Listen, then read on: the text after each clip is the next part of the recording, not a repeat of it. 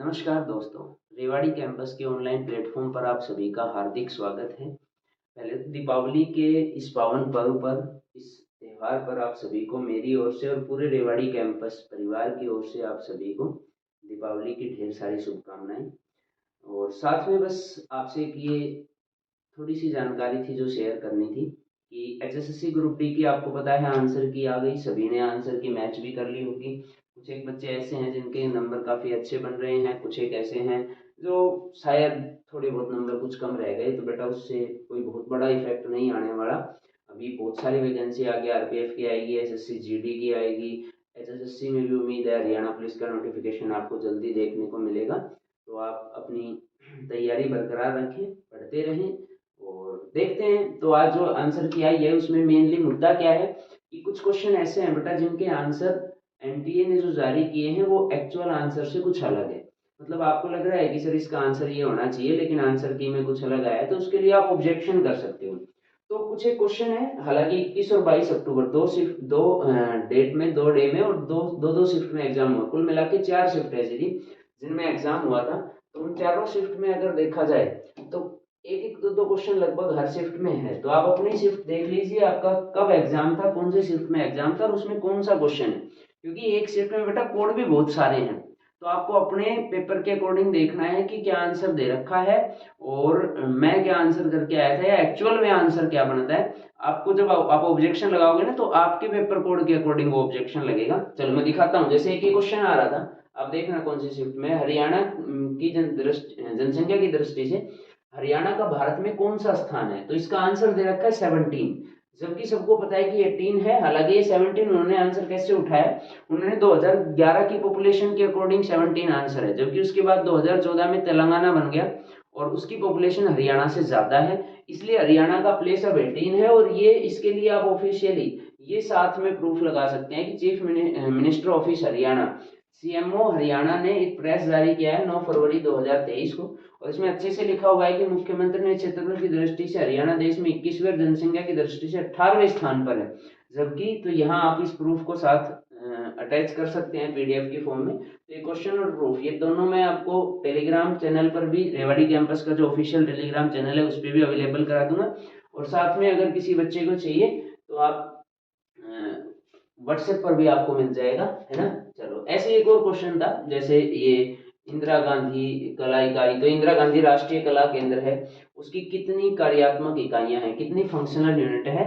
तो हमें पता है उसकी 6 फंक्शनल यूनिट है, लेकिन 6 यहाँ कहीं भी ऑप्शन में नहीं है। तो मे भी हो सकता है इस क्वेश्चन को तो वो यही कर दें, ये पूरा जो क्वेश्चन है उसको ही हटा दे और उसके क्वेश्चन को या तो सबको एक मार्क एक्स्ट्रा मिल जाएगा या आउट ऑफ 99 क्वेश्चन ऐसा कुछ आएगा। अब देखो इसका भी प्रूफ है, ये रहा, है ना, ये इंटरनेट पे भी दे रखा है, इसमें शायद कहीं होगा, ये रहा। आईजीएनसीए हैज 6 फंक्शनल यूनिट, कला निधि एंड द मल्टी, तो ये आप 6 हैं और उसने आंसर 6 ऑप्शन में नहीं था। इसके अलावा जैसे कि भाखड़ा नहर 521 है ना, तो भाखड़ा नहर प्रणाली में कुल कितनी नहरें हैं, और इसका आंसर शायद 452 दे रखा है ना, 472 दे रखा है शायद, और आंसर आएगा 521। और ये तो अपना जो ऑफिशियली गवर्नमेंट का आर्थिक सर्वेक्षण 2022-23 है, इसमें स्पष्ट लिखा हुआ है, यहाँ है कहीं, ये रहा, भाखड़ा प्रणाली में कुल 521 नहरें हैं, और जबकि इसका आंसर कुछ अलग दे रखा है। तो आप ऑब्जेक्शन लगाइए, आप अपनी शिफ्ट के अकॉर्डिंग देखिए कि कौन सी शिफ्ट में आपका एग्जाम था और उसमें ऑब्जेक्शन लगेगा। आपको मिल जाता है पीडीएफ, या आपको कोई भी उसके लिए जो ऑथेंटिक सोर्स है मिल जाता है कि सर ये इसका आंसर होना है, तो ठीक है। अगर किसी बच्चे को कोई भी डाउट रहे तो मुझे कॉल करके बता दें, मैं बता दूंगा। अब एक बार छोटा सा ये देख लेते हैं कि ऑब्जेक्शन लगाना कैसे है, क्योंकि बच्चों को जनरली ये भी बड़ा कंफ्यूजन है कि सर ऑब्जेक्शन हम लगाएं कैसे। तो ऑब्जेक्शन लगाने के लिए आपको कुछ नहीं, आप सबसे पहले एचएससी की ऑफिशियल वेबसाइट पे जाओगे। जब आप ऑफिशियल वेबसाइट पे जाओगे ना तो ऐसा कुछ क्राइटेरिया आपको मिलेगा।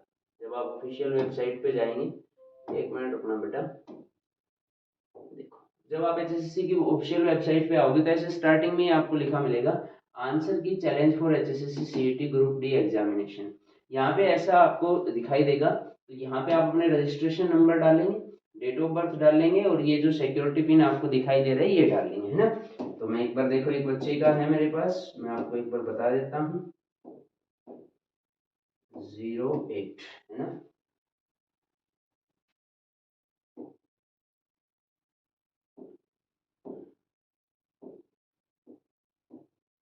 रजिस्ट्रेशन नंबर पहले डाल देते हैं।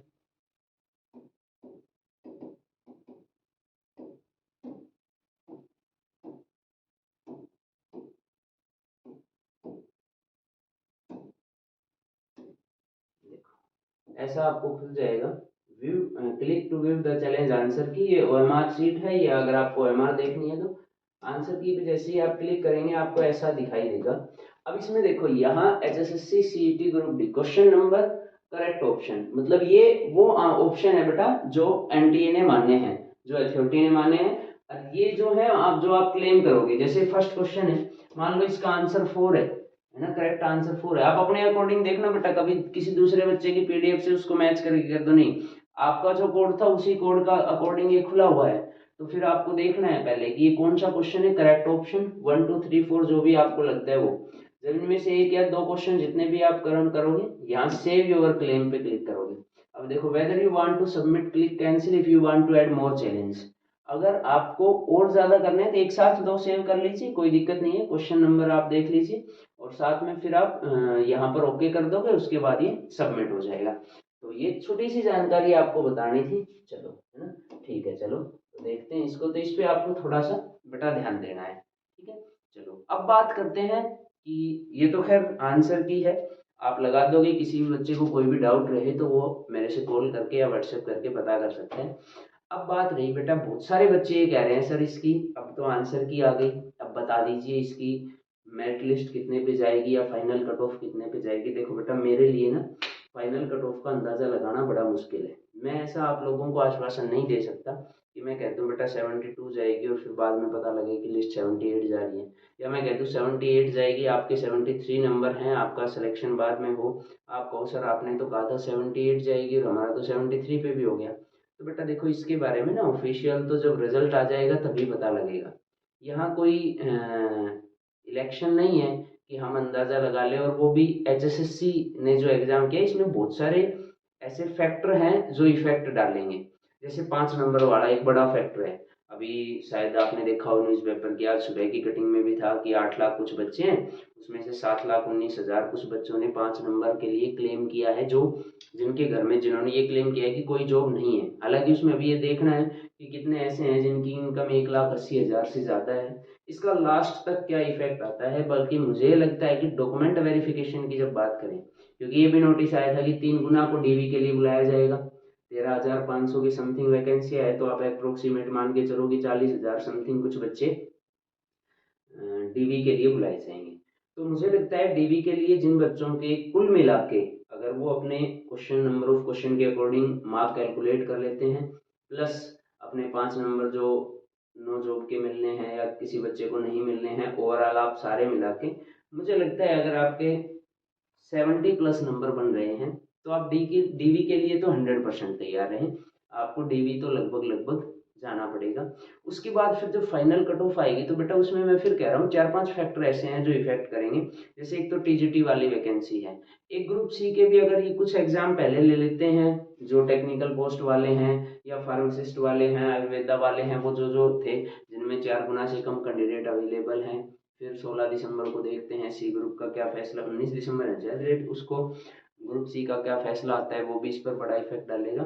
लेकिन बस मेरा ये कहना है बेटा, अगर अब आप चिंता करो कि मेरा फाइनल कट ऑफ में नंबर आएगा या मेरा फाइनल कट ऑफ में नंबर नहीं आएगा, ऐसी जर्नल अगर आप सोच रखोगे और उसी के बिहाफ पे अगर मान लो आपको लगता है कि यार मेरा नंबर आ जाएगा, तो हो सकता है आप दूसरी जॉब की तैयारी छोड़ ही दो, अगर मेरा कोई और भी एग्जाम होना है, आपको लग रहा है नहीं आएगा, फिर आप तैयारी पे लगे हो। तो मुझे लगता है अगर सोचना ही है तो आप कॉन्स्टेंट होके ये सोचें कि अगर आएगा तो बहुत अच्छी बात है, नहीं आएगा तो मैं कम से कम अपने अगले एग्जाम की तो तैयारी करूं।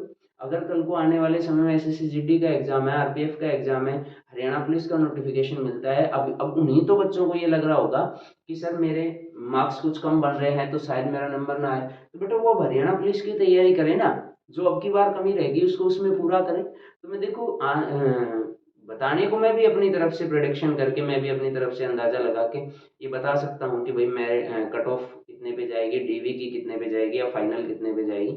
लेकिन मैं उस चीज़ में बच्चों को कंफ्यूज नहीं करना चाहता। उनके दिमाग में पहले ही मेरे हिसाब से अगर आप यूट्यूब खोलोगे या कुछ भी टेलीग्राम चैनल आप कोई भी चेक करोगे, उस पर आपको बहुत सारी ऐसी चीज़ें मिलेगी जिसमें कहीं ना कहीं आपको ये लिखा हुआ मिलेगा कि ये कट ऑफ इतने पे जाएगी, इतने पे जाएगी, नहीं जाएगी। बेटा वो सारी चीज़ें अपने हाथ में है। आप फाइनल मुझे एक चीज़ सोच के बताएं कि कट ऑफ कितने पे जाएगी, क्या ये आपके हाथ में है?